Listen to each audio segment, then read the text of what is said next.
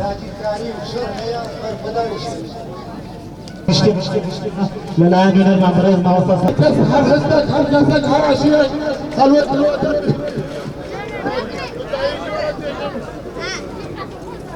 چاوە سەدا وەسێن ئەرکوێتتر بێباز دەربوو وشتە سەفار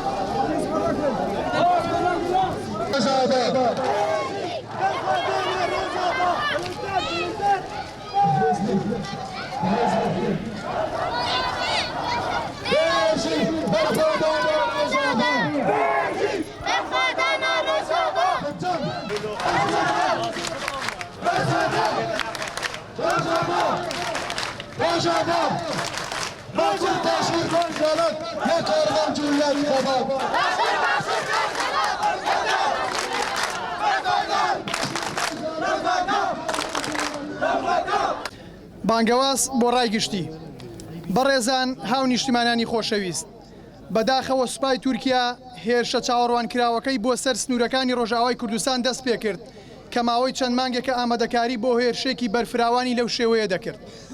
ئەم هێرشە سەربازیە لە کاتێکدایە کە دەوڵەتێکی زلهێزی وەک ئەمریکا ئاماژەکانی پشتکردنە هاوپەیمانە کوردەکەی شەڕی داعشی لە سووریا بە شێوەیەکی ناڕاستەوخۆ ڕاگەیاندووە. ئەمەش ڕێگا خۆشکەرێکی بێچەند و چوونە بۆ پەلامارەکانی دەوڵەتی تورکیا. بەداخەوە لە مێژە ئەوە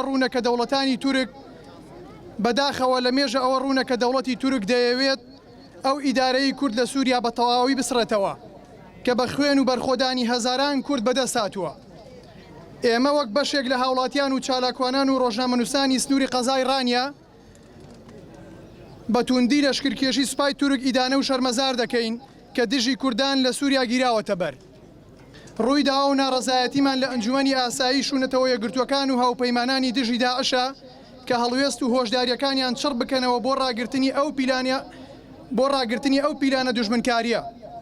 داواکارین هەرچی زۆر هۆشداری بە پەلە بدرێت و هێرشە زەمینی و ئاسمانیەکانی سوپای تورکیا بووە سێندرێت بە ئامانجی ڕوونەدانی کارەساتی مرۆیی و ڕێگرتن لە ئاوەرەبوونی هاوڵاتیانی سڤیل. داواش لە هەموو کوردان دەکەین لە هەر کوێیەکی دنیا بێت دژی ئەم پیلانگێڕیە بوەستنەوە و دەنگی ناڕزایی کوردان بگەێنن بە هەموو دنیا. بەشێک لە هاوڵاتیان و چالاکان و ڕۆژنامەنووسانی سنووری قەزای ڕانیە دەی 2019.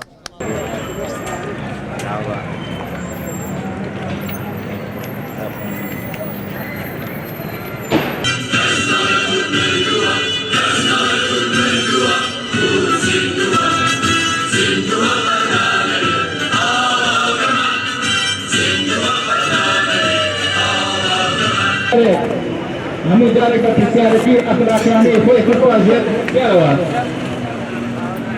تا پیرۆز پەیاممان بۆ مامۆستانی ئاینی و ڕۆشنبیران و نووسەران و بازرگانان و ئێمە سێدارەی شێخی پیران و قازی و ئەنفال و هەڵەبجە نەیان خستین سەد هێندەی تر کوردبوون سەخت بێ بەرگەی ئەگرین. وەک دەزانن سوپای داگیرکاری تورکیا هێرشێکی نامرۆڤانە و نابەرامبەری بە پێشکەوتوترین چەکی دنیا بۆ سەر هاونیشتیمانیانمان لە ڕۆژئاوای کوردستان دەست پێ کردووە و مەبەستێتی هەموو دەستکەوتەکانمان لە ڕۆژئاوا لەناو بەرێت. وەک چۆن لە سەرەتای بوونیانەوە تورک تینووی خوێن و جەنگ و کاولکارین دژی هەموو میلەتانی دنیا بەگشتی و کورد بە تایبەتی ئێستاش درێژە پێدەری هەمان عەقڵیەت و زەهنیەتن و دایان هەوێت نەتەوەی کورد لەناو بەرن و هیچ بە قابیل ئێمە نازانن. لە کاتێکدا ئەو دەستکەوتانەی لە ڕۆژئاوای کوردستان بەدەست هاتوون بە خوێنی نزیکەی 11,000 شەروانی کورد کە ئازانە ڕوبەڕی تیرۆریستانی داعش و داعش بوونەتەوە و ناوچەکان لە داگیرکاری پاراستووە. بەڕێزان پێمان وایە ئەم هێرشانە تەنها بۆ سەر ڕۆژئاوای کوردستان نییە و نابێت، بەڵکو هێرشە بۆ سەر تەواوی نیشتیمانی کورد و دەستکەوتەکانی گەلی کورد. بۆیە پێویستە سەرجەم لایەنە سیاسەکان و هاوڵاتیان و حکومەت و پەرلەمان و سەرۆکایەتی هەرێم و ڕێکخراوەکانی مافی مرۆڤ و